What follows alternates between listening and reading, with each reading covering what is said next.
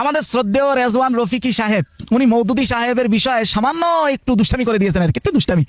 ইসলামে তাদের বইয়ের মধ্যে অসংখ্য জায়গায় লেখা আছে এই যে দাড়ির ব্যাপারটা, আমি ছোট্ট করে বলি, দাড়ি ইসলামের 4 মাযহাবে এটা ওয়াজিব। যদি কেউ দাড়িকে অস্বীকার করে তাহলে তার ঈমান থাকে না। মওদুদী সাহেব নিজে লিখেছে যে দাড়ি এক মুষ্টি রাখা এটা জরুরি মনে করা বিদআত। তো এই বিষয়টা আমি দেখলাম না কেউই ওইভাবে জবাব এনেছেন বা জিনিসটা প্রতিউত্তর করেছেন। তো আজকে মওদুদী সাহেব দাড়ি সম্পর্কে, দাড়ি এক মুষ্টি রাখা নিয়ে কি বলছে না বলছে এটা নিয়ে বিস্তারিত বলবো। মওদুদী সাহেবের কথাটা পরে আসবে, একদম শেষের দিকে আসবে, অপেক্ষা করবেন। আর এই ভিডিও তো বুঝতেই পারছেন এটা শেয়ার করা আপনার উপরে একেবারে দায়িত্ব হিসাবে বর্তায়। রেজওয়ান রফিকি সাহেব বলেছেন যদি ওয়াজিব আমলের বিরোধিতা কেউ করে তাহলে তার ঈমান থাকে না বা ঈমান চলে যাওয়ার কথা। প্রথমে আমরা দেখি ধাপে ধাপে, খুব খেয়াল করবেন এবং বুঝবেন ইনশাল্লাহ, যদি একটু হাই একাডেমিক কিন্তু বুঝবেন। প্রথমে হচ্ছে ওয়াজিব বলতে কিছু আছে, এটা কি সবার কাছে একমত? মানে ইমাম আবু হানিফার কাছে তো নিশ্চয়ই, আমাদের কাছে তো ওয়াজিব বলতে কিছু আছে, কিন্তু সমস্ত ইমামদের মতে কি ওয়াজিব বলতে কিছু আছে কিনা এটা বলো প্রশ্ন। এবার উত্তরে আসেন। মাফাতিহুস সুনান, এটা তো আমাদের দাওরা ছাত্ররা চিনার কথা, দাওরায় পরীক্ষার সহযোগী হিসেবে পড়া হয়। 11 নম্বর পৃষ্ঠা, এখানে স্পষ্ট বলা হয়েছে যে আল আসলুর রাবি', আচ্ছা, চতুর্থ মূলনীতি, ইনদাল আহনাফ বাইনাল ফরদি ওয়াস সুন্নতি মারতাবাতুন। শুধু ইমাম আবু হানিফার কাছেই সুন্নত এবং ফরজের মাঝখানে আরেকটা জিনিস আছে, সেটা কি? সেটা হলো ওয়াহুয়াল উজুব, সেটা হলো ওয়াজিব। ওয়াজিব বলতে শুধু ইমাম আবু হানিফার কাছে আছে। ওয়াইন্দাল আইম্মাতিস সালাসা, অন্য 3 ইমাম, ইমাম শাফি, মালিক, আহমদ ইবনে হাম্বল, লাইসাত বিমারতাবাতিন বাইনাহুমা, ওনাদের কাছে ফরজ সুন্নতের মাঝামাঝি কোনো মর্তাবা নাই। মানে হলো হয় ফরজ হবে নয় সুন্নত হবে, ওয়াজিব বলতে ওনাদের কাছে কিছু নাই। যেমন ইমাম মালিক বলেছেন এরকম যে ফাইন্দাল মালিকি ইয়া মারতাবাতুল উজুব হিয়া মারতাবাতুস সুন্নাহ। ইমাম মালিকের কাছে আমরা যেটা ওয়াজিব বলি এটা তার কাছে হলো সুন্নাত। আমরা প্রথমত এতটুকু জানলাম এখান থেকে যে ইমাম আবু হানিফা ছাড়া কারো কাছে ওয়াজিব বলতে কিছু নেই, যদিও এটা লফজি ইখতিলাফ।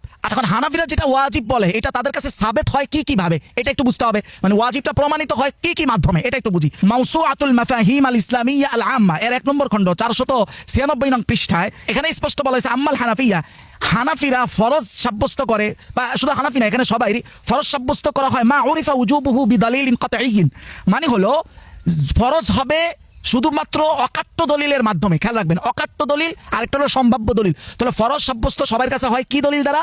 অকাট্য দলিল দ্বারা। ওয়া আম্মা মা উরিফা উজুবুহু বিদালিলিন যান্নিয়িন, যদি কোনোটা সম্ভাব্য দলিল দ্বারা প্রমাণিত, অকাট্য না, তাহলে একমাত্র সেই ক্ষেত্রে ওই আমলটা ওয়াজিব সাব্যস্ত হয়। তাহলে আরেকটা ধাপ সামনে আগাইতে হয়, সেটা হলো অকাট্য দলিল। আবার এটা কেমন? সম্ভাব্য দলিল, ওটা আবার কেমন? এটা বুঝতে হয় না? আসেন এইটা একটু বুঝি। ইলমু উসুলিল ফিকহ, এটার লেখক হলো আব্দুল ওয়াহাব খাল্লাফ, 1 নম্বর খণ্ড এর 42 নং পৃষ্ঠা উনি সুন্দরভাবে বুঝাইছেন যে আম্মা মিন জিহাতিল উরুদ ফাসুন্নাতুল মুতাওয়াতিরা কাতঈয়াতান আল উরুদ আনির রাসূল। দেখেন 1 নম্বর এখানে বলা হয়েছে, দ্বিতীয়টা মানে 1 নম্বর হলো অকাট্য দলিলে আসেন। অকাট্য দলিল 2 ভাবে হয়। কয়ভাবে হয়? 2 ভাবে। অকাট্য দলিল হয় কোরআনের আয়াত দ্বারা হবে, মানে আয়াত দ্বারা যাই দলিল আসে সব অকাট্য, কোরআন দ্বারা যা আসবে সব অকাট্য হবে, এটা 1 নম্বর মাথায় রাখেন। 2 নম্বর হলো হাদিস, হাদিস দ্বারা যা আসবে সব কি অকাট্য কিনা, এটা হলো প্রশ্ন। হাদিসের ক্ষেত্রে বলা হচ্ছে এই কিতাবের মধ্যে যে হ্যাঁ, হাদিস যদি হাদিসে মুতাওয়াতির হয় তাহলে অকাট্য দলিল হিসেবে গ্রহণ হবে। এবার তাহলে আবার বুঝতে হয় যে হাদিসে মুতাওয়াতির আবার এটা কোন জিনিস। হ্যাঁ, হাদিসের মৌলিক 3টা প্রকার আছে, মুতাওয়াতির, মাশহুর, খবরে ওয়াহিদ। একটু একেবারে হাই একাডেমিক হলো সহজে বুঝবেন। হাদিসে মুতাওয়াতির মানে হলো যেটা হাজার হাজার মানুষ বর্ণনা করেছে, মানে এত মানুষ বর্ণনা করেছে কোরআনের ক্ষেত্রে, যেটা আর কি মনে করেন এইটা এতগুলো এলাকার মানুষ একসাথে একটা মিথ্যার উপরে একমত হয়েছে, এটা কখনো সম্ভব না, এটা হলো হাদিসে মুতাওয়াতির। আর খবরে ওয়াহিদ, ম্যাক্সিমাম হাদিস হলো খবরে ওয়াহিদ, ম্যাক্সিমাম খবরে ওয়াহিদ হলো একটা চেইন ব্যবহার করে আসছে, ম্যাক্সিমাম মানে একজন থেকে একজন থেকে মানে একটা রোড ব্যবহার করে, একটা রোড মাত্র ব্যবহার করে আসছে। আমাদের সামনে ম্যাক্সিমাম হাদিস হলো কি খবরে ওয়াহিদ, মানে হলো সেটা সম্ভাব্য দলিল। সম্ভাব্য দলিল কি শুধু হাদিস না? তাহলে এজমাটা কি? এজমা 2 ধরনের, একটা হলো অকাট্য এজমা, আর একটা হলো আপনার সম্ভাব্য এজমা। মানে এজমায়ে কতঈ, এজমায়ে জান্নি। যদি এজমায়ে জান্নি হয় তাহলে এটা ওই জান্নিউ দালালা হবে, মানে সম্ভাব্য দলিল হবে। দাঁড়ি যে এক মুষ্টি রাখতে হবে, এটা কোন ধরনের এজমা? এজমায়ে কতঈ নাকি এজমায়ে জান্নি বা সম্ভাব্য এজমা? করে বলি দাড়ি ইসলামের 4 মাযহাবে এটা ওয়াজিব। কোনটা এজমায়ে কতঈ হয় তাহলে তো ওইটার হুকুম ওয়াজিব না, ওইটার হুকুম ফরজ হয়ে যাওয়ার কথা। এবার একদম মূল পয়েন্ট অফ ভিউতে চলে আসছি। মওদুদী সাহেবের কথা একটু পরে বলতেছি। মূল কথা হলো জান্নিউদ দালালা হাদিস থেকে হোক, জান্নিউদ দালালা মানে সম্ভাব্য দলিল হাদিসেরটা হোক, সম্ভাব্য দলিল এজমায়েরটা হোক, কোন সম্ভাব্য দলিলের বিরুদ্ধে যদি কেউ যায়, মানে সম্ভাব্য দলিল যেটা, আর একটা হলো অকাট্য দলিল। অকাট্য দলিল কয় জায়গাতে কয় এটা আপনারা মাত্রই শুনছেন। কোরআনুল কারীম যদি হয় তাহলে অকাট্য দলিল, ডাইরেক্ট কোরআন হলে। আর একটা হলো হাদিস যদি মুতাওয়াতির পর্যায়ের হাদিস হয় তাহলে অকাট্য দলিল। কেউ বলেছেন সাহাবীদের ইজমা, এটা আবার ইখতিলাফ আছে।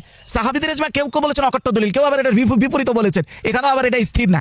তাহলে অকাট্য দলিল যেটাই হোক সেটা যদি কেউ না মানে তাহলে তো কাফের হয়ে যাবে। কিন্তু যদি সম্ভাব্য দলিল হাদিস থেকে হয় অথবা এজমা থেকে হয়, হাদিস হলে যেমন খবরে ওয়াহেদ থেকে হয় সাধারণত, ম্যাক্সিমাম হাদিসের ক্যাটাগরি এটাই খবরে ওয়াহেদ।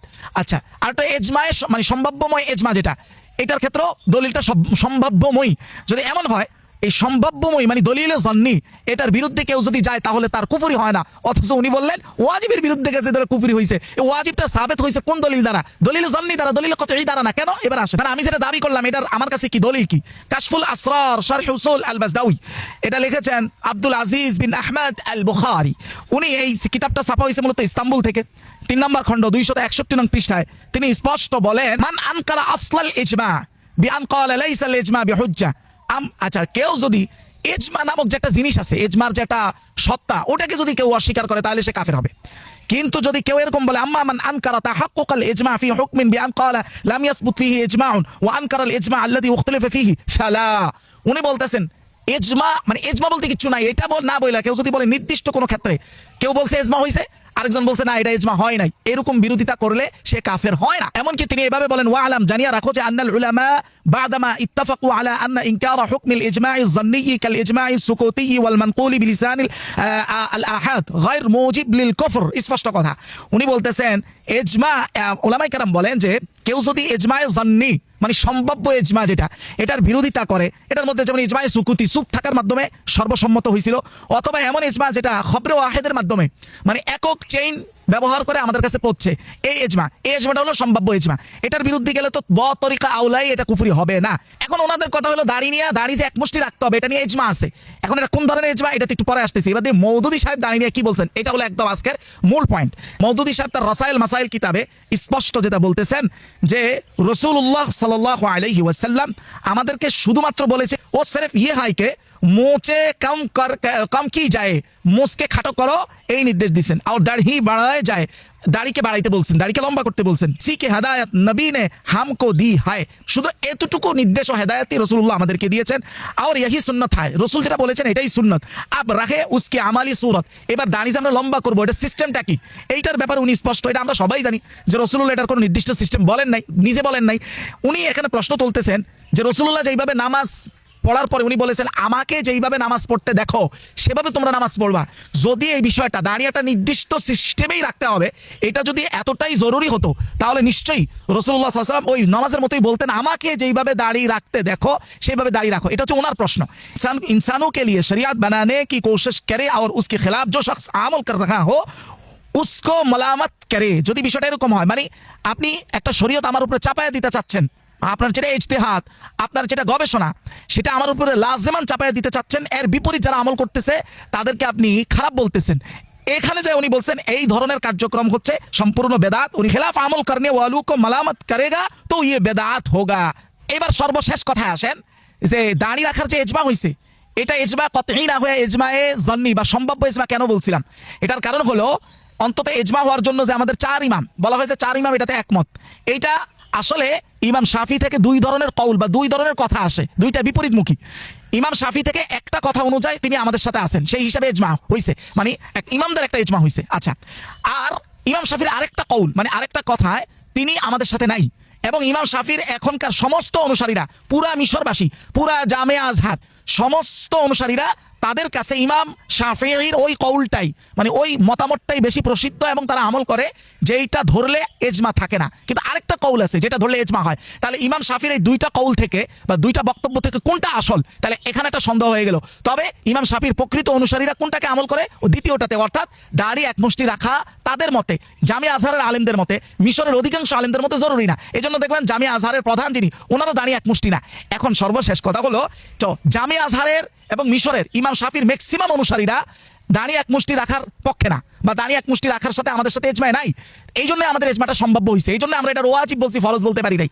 তাইলে ওইটার বিরুদ্ধে মওদুদী সাহেব কথা বললে তার ঈমান চলে যায়, তাহলে পুরা মিশরবাসী, পুরা বিশাল একটা শাওয়াফিদের জনগোষ্ঠী, তাদের ঈমান নিয়ে আপনি কি বলবেন? তারা তো এটার সাথে পুরোপুরি একমত না, বরং তাদের এখানে তো জামিয়া আজহারে তো আরো ডিগ্রি নিতে যায়, আমাদের গ্রাম্য ভাষায় বলে ডিরগি নিতে যায়, ডিরগি নিতে যায়। সাহস থাকলে, বুকে ফাটা থাকলে বলেন যে জামিয়া আজহারের সমস্ত আলেম, সমস্ত উলামা, সমস্ত আইম্মা এরা ফাসিক, আপনি বলতে পারবেন? এই শুধু ইমাম ওই মওদুদী সাহেব এই বেচারার বিরুদ্ধে এমন সিন্ডিকেট গড়ে তোলা হলো, তার ঈমান নাই, তার ওইটা নাই, সেটা নাই। আমার মনে হয় আল্লাহ জানে জান্নাতে যদি কোনোভাবে তিনি চলে যান, জান্নাত নিয়েও ঝগড়া হবে। আল্লাহ আমাদেরকে মাফ